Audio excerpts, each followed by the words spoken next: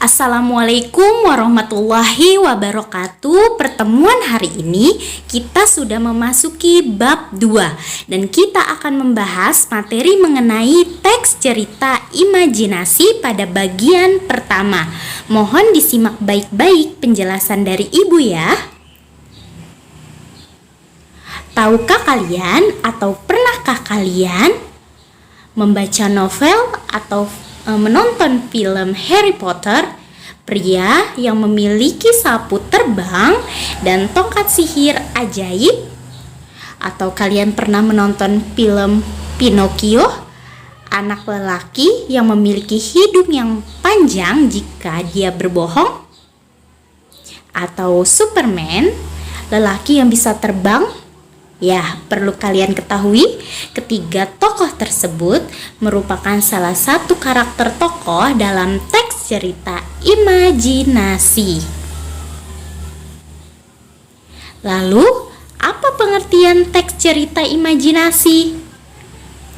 Teks cerita imajinasi adalah teks yang berisi kisah imajinasi, hasil rekaan dan hayalan dari pengarangnya atau penulisnya. Teks cerita imajinasi memiliki istilah lain, yaitu teks cerita fantasi. Tujuan teks cerita imajinasi antara lain untuk menghibur pembaca, meningkatkan daya imajinasi pembaca. Lalu, ciri-ciri umum teks cerita imajinasi. Yang pertama, fiksi atau hayalan. Yang kedua, ide cerita yang terbuka. Maksudnya, penulis tidak memiliki batasan realita atau kenyataan, dan ide cerita dapat dikembangkan sesuka pengarang atau penulis. Tokohnya unik. Di sini contohnya Superman, laki-laki yang bisa terbang. Lalu Harry Potter memiliki tongkat ajaib dan bisa berbicara dengan ular.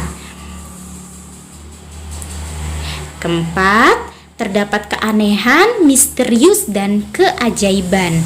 Jadi dalam teks cerita imajinasi bisa mengandung unsur mistis dan keanehan-keanehan atau keajaiban yang terjadi dalam teks ceritanya. Kelima, latarnya dapat menembus ruang dan waktu. 6. Bahasanya variatif dan ekspresif. Unsur intrinsik teks cerita imajinasi. Jadi, unsur intrinsik adalah unsur yang membangun suatu karya sastra yang berasal dari dalam karya sastra itu sendiri. Dalam hal ini, unsur intrinsik dari teks cerita imajinasi yang pertama adalah tema, kedua tokoh dan penokohan, ketiga alur, keempat latar, kelima amanat, keenam sudut pandang. Dan Ibu akan bahas satu persatu, mohon disimak ya. Yang pertama, tema. Tema itu merupakan gagasan pokok atau ide yang mendasari sebuah cerita. Misalnya, teks cerita imajinasinya bertema apa? Oh, persahabatan, percintaan, atau pengabdian. Dalam teks cerita imajinasi Harry Potter itu judulnya persahabatan ya, antara Harry dan Hermione dan teman-temannya ya. Lalu percintaan misalnya di teks cerita imajinasi Cinderella, tentang Cinderella dan pangerannya dan sebagainya. Lalu tokoh, yang kedua tokoh dan penokohan itu berbeda ya.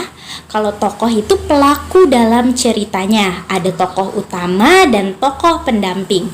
Contohnya tokoh utama itu Harry misalnya, lalu tokoh pendampingnya Hermione dan teman-temannya yang lain.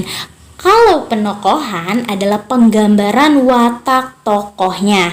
Kalau protagonis berarti karakternya baik, misalnya dia orangnya dermawan, lalu ramah, Lalu karakternya antagonis, berarti jahat. Misalnya dia sombong, angkuh, lalu licik dan sebagainya. Triktagonis, karakter penengah. Biasanya sosok ini sosok penengah yang bijaksana, adil dan sebagainya. Lalu alur itu merupakan rangkaian atau jalannya rangkaian peristiwa dalam cerita. Lalu alur itu terdiri dari alur maju, maksudnya alurnya itu diceritakan dari perkenalan sampai akhir ya, berurutan. Lalu ada alur mundur, jadi flashback, dia mundur ke belakang. Lalu ada alur campuran. Yang berikutnya latar memiliki istilah lain yaitu setting. Latar ini merupakan keterangan bukan hanya tentang tempat, tapi waktu dan juga suasana. Misalnya kejadian dalam teks cerita imajinasi tersebut terjadinya di mana? Di Jakarta kah? Atau di Kayangan? Atau di sungai, itu tempat. Waktunya kapan? Pagi hari, siang hari. Suasananya bagaimana? Mencekamkah? Lalu menggembirakan, menyenangkan dan sebagainya. Berikutnya amanat. Amanat ini adalah pesan yang disampaikan melalui cerita. Selanjutnya, sudut pandang merupakan cara penulis dalam memosisikan dirinya dalam sebuah cerita. Kalau dia menggunakan sudut pandang orang pertama, berarti di sini penulis menggunakan kata aku, saya, kami, kita. Namun jika penulis menggunakan sudut pandang orang ketiga atau posisi penulis sebagai orang ketiga, dia menggunakan kata ganti dia, ia, mereka. Berikutnya adalah jenis teks cerita imajinasi. Berdasarkan kesesuaiannya dengan dunia nyata, terdiri dari fantasi total dan fantasi irisan. Lalu berdasarkan latar cerita, terdiri dari latar sejaman dan latar lintas waktu. Ibu akan bahas, mohon disimak ya. Berdasarkan kesesuaiannya dengan dunia nyata,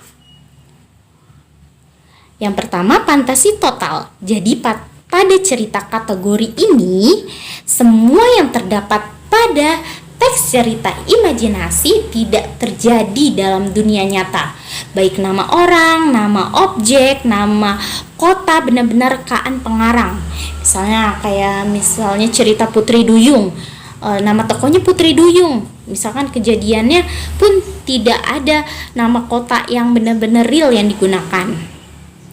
Yang kedua, fantasi irisan. Cerita fantasi cerita ini mengungkapkan fantasi tapi masih menggunakan nama-nama yang ada dalam kehidupan nyata atau peristiwa yang pernah terjadi pada dunia nyata. Misalkan namanya Joko, namanya Budi. Berarti kan namanya masih menggunakan nama manusia pada umumnya. Latarnya misalkan masih di Jakarta, tapi ceritanya tokoh Budi ini memiliki kekuatan super. Nah, itu masuknya ke dalam fantasi irisan ya.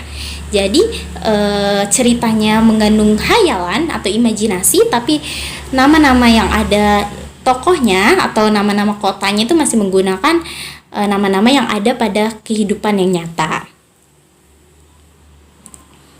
Lalu berdasarkan latar cerita. Yang pertama, latar sejaman. Pada cerita kategori ini, latar yang digunakan satu masa. Misalkan masa kini, masa lampau ya masa lampau, atau futuristik atau yang masa yang akan datang. Jadi hanya satu latar ya. Lalu latar lintas waktu. Pada cerita kategori ini, cerita fantasi atau imajinasi menggunakan dua latar waktu yang berbeda. Misalnya, masa kini digabung dengan zaman prasejarah atau masa kini dengan masa 40 tahun mendatang. Baiklah, Berikut penjelasan dari Ibu. Selanjutnya kalian mengerjakan soal TTS, teka-teki silang, yang berkaitan dengan materi hari ini. Di sini Ibu sudah ada TTS-nya, kotak-kotak teka-teki silangnya. Lalu di sini ada pertanyaannya, mendatar dan menurun. Mendatar soalnya ada 5, 1 sampai 5. Lalu menurun soalnya juga ada 1 sampai 5. Kerjakan dengan cermat dan teliti. Jika ada pertanyaan atau yang ingin ditanyakan mengenai materi hari ini, bisa menanyakan langsung ke Ibu melalui WhatsApp. Semoga kalian paham dengan penjelasan Ibu. Wassalamualaikum warahmatullahi wabarakatuh. Terima kasih.